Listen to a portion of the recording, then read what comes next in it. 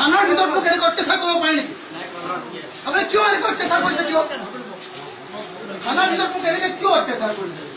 আপোনালোকে মোক এৰেষ্ট কৰিছে, মোক মুখত ফুটা দি লৈ আহিছে, মোক 4টা মানুহে ডাইৰেক্টলি ধৰি দাঙি দলিয়াই দিছে ডাইৰেক্ট।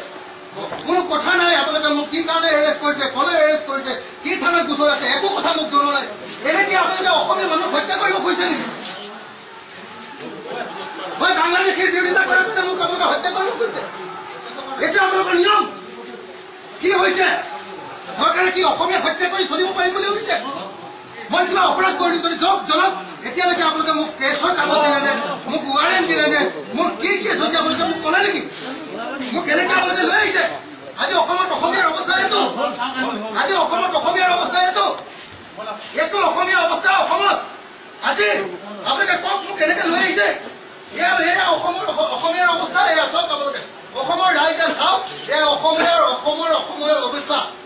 যিহেতু মই যিহেতু অকল একমাত্ৰ মই বিদেশীৰ বিৰোধিতা কৰিছিলো যে অসমলৈ বাহিৰৰ বিদেশী আহিব নোৱাৰিব বুলি কৈছিলো, সেইকাৰণে মোক কেনেকৈ গ্ৰেপ্তাৰ কৰা হৈছে। ৰাতি মোৰ ঘৰৰ পৰাও একদম চুচৰাই বগৰাই লৈ অহা হৈছে, মুখত উপাধি লৈ অহা হৈছে, মোক ডকাইতৰ নিচিনাকে গুপ্ত হত্যা কৰিবলৈ লৈ আহিছিলে। যদি মোৰ ঘৰৰ ওচৰৰ মানুহে নেদেখিলেহেঁতেন মোক আজি গুপ্ত হত্যা কৰি মাৰি পেলালেহেঁতেন। গুপ্ত হত্যা কৰি মোৰ মুখত এনেকৈ উপাধি এওঁলোকে লৈ আহিছে। এইটোৱে হ'ল আজি অসমৰ এই বাস্তৱ পৰিস্থিতি। মই সমগ্ৰ অসমবাসী ৰাইজক হাত জোৰ কৰি কৈছো, আপোনালোকে গোটেই কথাখিনি চাওক।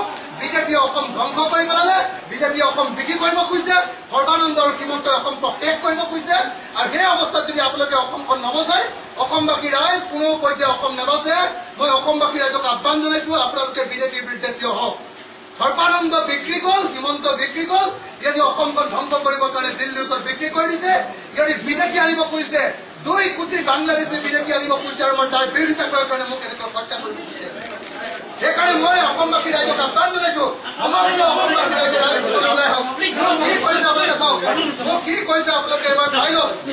মোক এতিয়ালৈকে কি কেছত আনিছে, কোন গোচৰত আনিছে, কোন থানাত আনিছে, একো এতিয়ালৈকে মোক দিয়া নাই। ৱাৰেণ্ট একো দিয়া নাই, একো দিয়া নাই।